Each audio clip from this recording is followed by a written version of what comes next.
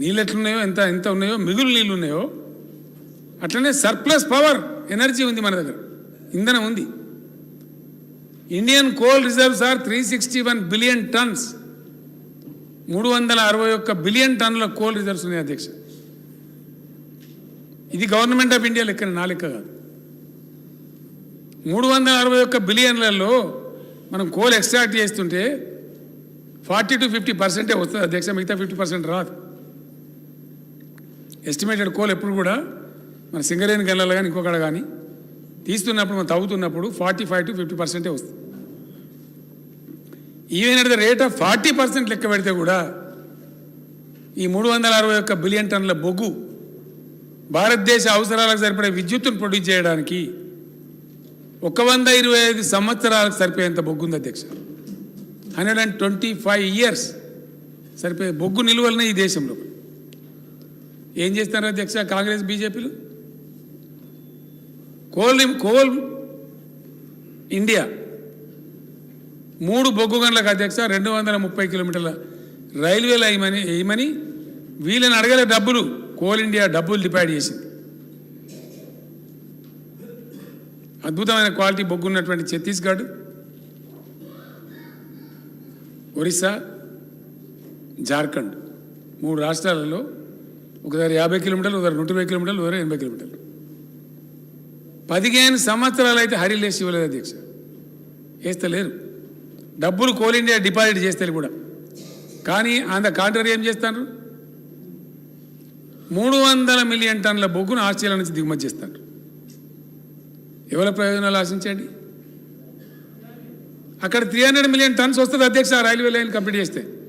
ఉద్దేశపూర్వకంగా railway line pending పెట్టి వాళ్ళ వ్యాపార స్నేహితులకు సాయం చేయడానికి ఆస్ట్రేలియా నుంచి కోల్ ఇంపోర్ట్ చేసి రాష్ట్ర చెన్కోల మీద మెడ మీద కత్తి పెట్టి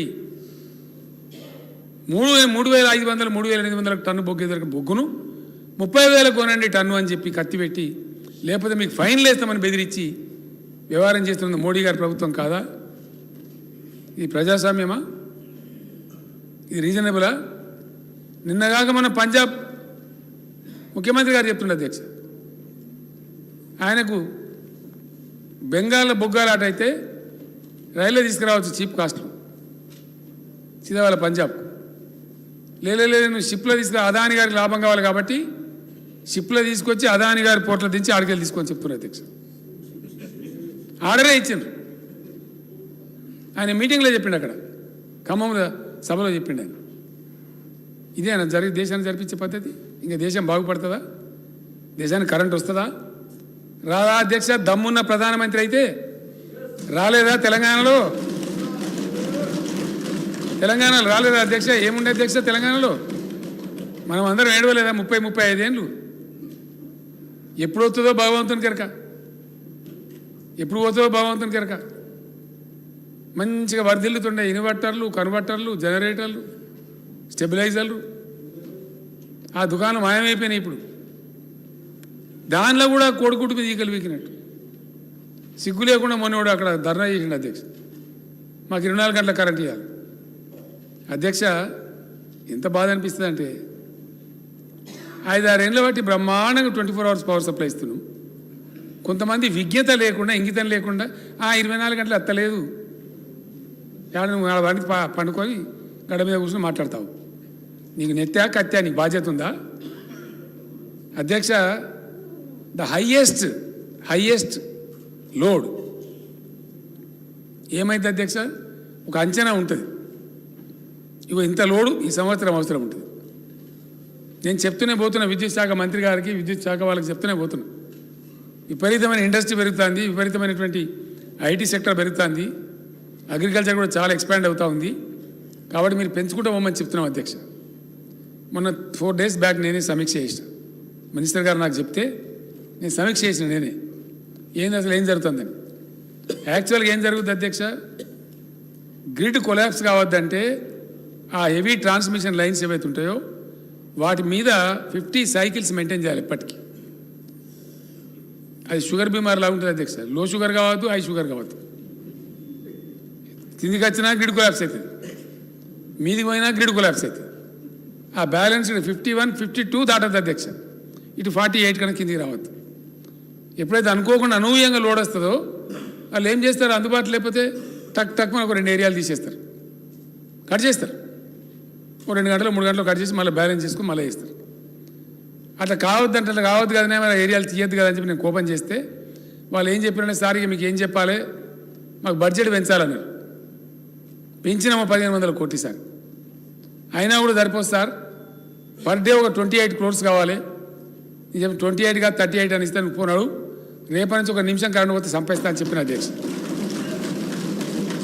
28 కాదు 38 crores అయినా ఇస్తామని చెప్పి ఫైనాన్స్ సెక్రటరీ గారికి చెప్పి మాట్లాడి, మా government chief advisor Rajiv Sharma గారు, నా ప్రిన్సిపల్ సెక్రటరీ నరసింహరావు అంతా కూర్చొని, విద్యాశాఖ మంత్రి గారు అంతా కూర్చొని మననే మీరు మేము ఎవరము ఏ అంశాల మీద 18 సార్లు మేము తిరిగి ఇవాళ వారు మేము మిగులు రాష్ట్రంగా 14,000 కోట్ల రూపాయల మిగులు రాష్ట్రాన్ని మీకు అప్పచెప్పినాం.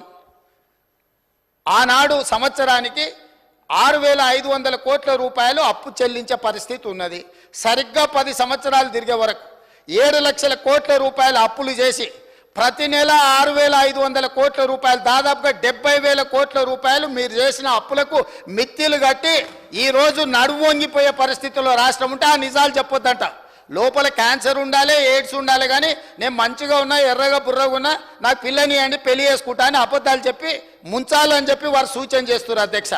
రాష్ట్రం దివాలా తీసింది. దివాలా తీయడానికి వాళ్ళ అసమర్థవంతమైన 10 సంవత్సరాల పరిపాలన, విద్యుత్ శాఖ దివాలా తీసింది. 88,000 కోట్ల రూపాయల అప్పులే కాకుండా సింగరేణికి బకాయిలు వాళ్ళు అట్లనే పెట్టిండ్రు. ప్రైవేట్ కంపెనీలల్లా ఎక్కడ తెచ్చిన అప్పులు అక్కడనే ఉన్నాయి. ఇరిగేషన్లో కాళేశ్వరం కట్టిన అంటారు, మేడిగడ్డ కుప్పగూలిపోయింది. ఇవాళ ఆ బ్యాంకులకు తెచ్చిన అప్పులు అట్లనే ఉన్నాయి.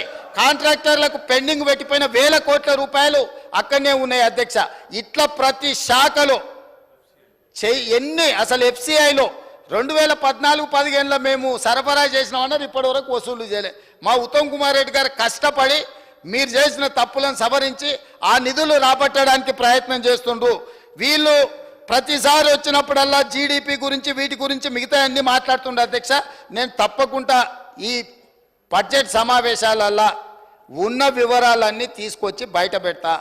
కాబట్టి నేను వారికి చేసే సూచన ఒక్కటే, మీరు ఏం చేసిండ్రో చూసినాకనే ప్రజలు ఒక తీర్పు ఇచ్చిండ్రు. ఆ తీర్పు ద్వారైనా మీకు జ్ఞానోదయం కలుగుద్దని ప్రజలు భావించరు. ఇంకా అదే అహంకారము, అదే అహంభావము, అవే చులకన మాటలు, ఎదురుగుండే వాళ్ళని కించపరిచే విధంగా మాట్లాడడం, ఈ వ్యవహారం మానుకోండి. అసెంబ్లీ ఎన్నికలలో 39 సీట్లలో మీకు మెజారిటీ ఇచ్చిండ్రు. పార్లమెంట్కి వచ్చేవరకల్లా 3 సీట్లకు పడిపోయింది. ఇప్పటి వరకు ఊకదంపుడు ఉపన్యాసాలు మాట్లాడిన ఆయన శాసనసభలో కూడా ఆయనకు మెజారిటీ రాలే అధ్యక్ష. ఆ ఓట్లు ఎక్కడ బదిలీ అయినాయని నేను అడుగుతున్నా. అసెంబ్లీలో డిసెంబర్లో 39 సీట్ల మెజారిటీ వస్తే పార్లమెంటుకు వచ్చేవరకల్లా 39 శాసనసభలలో 3 మిగిలినాయి అధ్యక్ష. 3 దుబ్బాక ఉంది, ఆ పక్కలో కూర్చున్న మిత్రుడు ఏదో కష్టపడి ఓట్లే ఇచ్చినట్టున్నాడు. ఇవాళ సిరిసిల్లలో కూడా మెజారిటీ కోల్పోయింది. మాట్లాడే ముందు ఆ లెక్కలు చూసుకోవాలి. ఇవాళ మేము 8, మాకు 2014లో 2 సీట్లు వచ్చినాయి, 2013లో 3 సీట్లు వచ్చినాయి, 2019లో మాకు 8 సీట్లు వచ్చినాయి అధ్యక్ష. అంటే ప్రజలలో ఉండి మేము పనిచేయడంతో వరుసగా మేము నెంబర్ పెంచుకుంటూ వచ్చినాం అధ్యక్ష. మీకు మొదటిసారి 12 వచ్చినాయి, రెండోసారి 9 వచ్చినాయి, మూడోసారి గుండు 0 వచ్చింది. గుండు 0 వచ్చినాక కూడా బుద్ధి మారకపోతే ఎట్లా అధ్యక్ష? ఇప్పటికైనా విధానాన్ని మార్చుకోండి. తెలంగాణ ప్రజలకు క్షమాపణ చెప్పండి.